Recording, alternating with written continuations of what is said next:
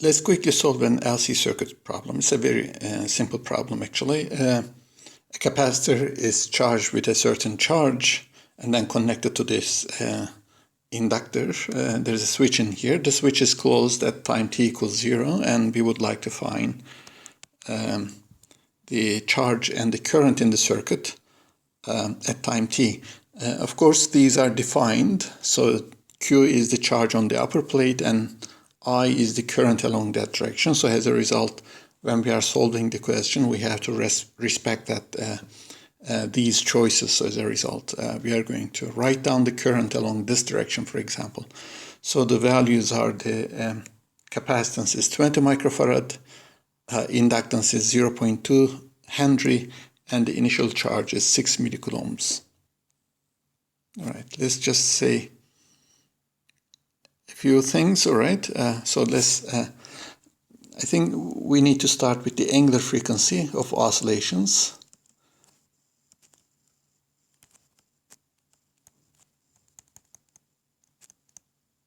All right, that's omega. Normally, of course, we should write down and solve the equation and then derive that expression. I mean, we should never memorize these kind of things, but since we already know this thing, so I'm not going to spend time on this one. So as a result, the capacitance is 20 times 10 to the minus 6 farad, and the inductance is 0.2 Henry. So as a result, we have 4 times 10 to the minus 6 in here. So as a result, 2 times 10 to the minus 3. So therefore, this is 500. And the unit is radians per second. It's not hertz. It's radians per second. If you remember the formula for the angular frequency, so that's basically, you can also think of it like the phase angle per unit time. So we have 2 pi radians in one period. So you can think of it like that. So therefore, this is 2 pi times the frequency. So as a result, to find the frequency, you have to divide this with 2 pi. So frequency would be like omega divided by 2 pi. If I say that 2 pi is around 6, so that's basically 500 divided by 6 is about 90 hertz, right? But in any case, we don't need the frequency in here because we need the omega value. So let's just write omega in here. This is 500 radians per second. And then raise everything else in here, right? This then implies that the charge on the capacitor and the current, both of them, but let's start with the charge, has this dependence on time. So that's cosine of 500t and b times sine 500t. I'm not writing units, so I'm assuming that the time is in seconds. So as a result, this has the charge value. I know the initial value of the charge. So therefore, at t equals 0, we have this expression. But I also need the initial value of the current, which is 0, to find both of these unknowns. So there are these two unknowns in here. To be able to solve them, I need to use both the initial value of the charge and initial value of the current. So let's remember what the current is. This current is feeding that plate, the upper plate, and the upper plate has charge Q. So therefore, this current is equal to dQ over dt. So therefore, if I'm using SI units throughout, then I'm going to get like minus 500A sine 500t, and then plus 500B cosine 500t. All right. So the result would be in amperes, of course. So let me write amperes in here, or probably it's not that necessary at that point because we still have the symbols in there. In any case, so as a result, we are going to place the initial conditions.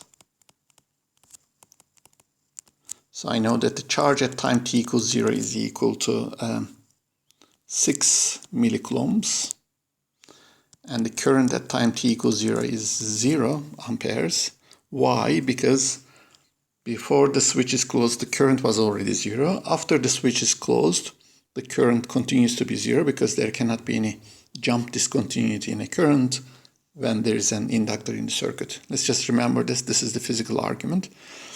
So if I insert in these time equals 0 values in the formulas, then for the charge, I get, what was it?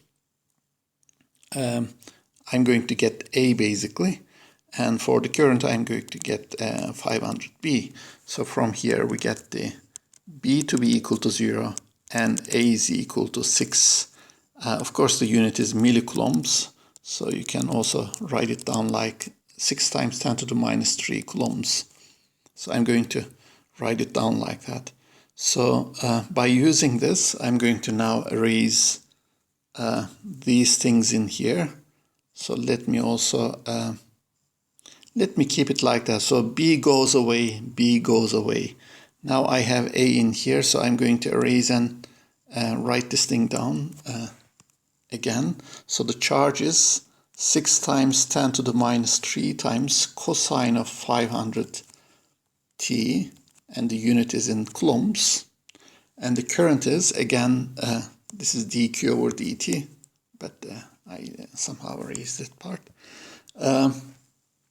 So therefore the current is, let's just write dq over dt. So that's minus 500 times 6 times 10 to the minus 3, and sine of 500t. So we get 0.5, so therefore the current would be minus 3 sine of 500t, and the unit is in amperes. So these are the values of the current and the charge at time t. So as a result, we use the initial conditions to find these. Or let's just remember some of these things. There's this argument of the maximum charge. That's basically the amplitude in here, because we know that the cosine has the maximum value of +1 and minimum value -1. So as a result, the coefficient that appears inside before the cosine is the amplitude. So that's 6 times 10 to the minus 3 coulombs, or 6 millicoulombs. For the current, the amplitude, at least in that form, it is -3, but I'm not going to, that's basically the minimum value of the current, so the maximum value would be +3, so that's going to be 3 amperes.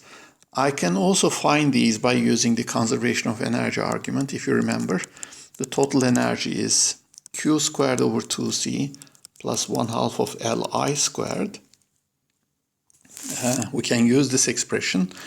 So that's basically constant, it is conserved. So as a result, this is equal to Q max squared divided by 2C plus 0. And from here we can find this value. So that's 6 times 10 to the minus 3 squared over 2 times, it was 20 microfarad. So therefore this is 20 times 10 to the minus 6. So when I do this calculation, this is 36 divided by 40, which means it is 0.9 joules. So that's the total energy. I don't have much space in here, so as a result, I'm going to write this thing down in the next page. So E tot is 0.9 joules, so that's equal to 1/2 of, let me write it down in the same form, plus 1/2 of L times I max squared. When the current is maximum, the charge on the capacitor is 0, so therefore the energy of the capacitor is 0, so therefore the whole energy is the energy of the inductor. So therefore this is, let's see, inductance was 0.2 Henry. So from here we get 0.1 and multiplying with this, so I'm going to get I max squared is equal to 9, so therefore I max is equal to 3 and the unit should be in amperes.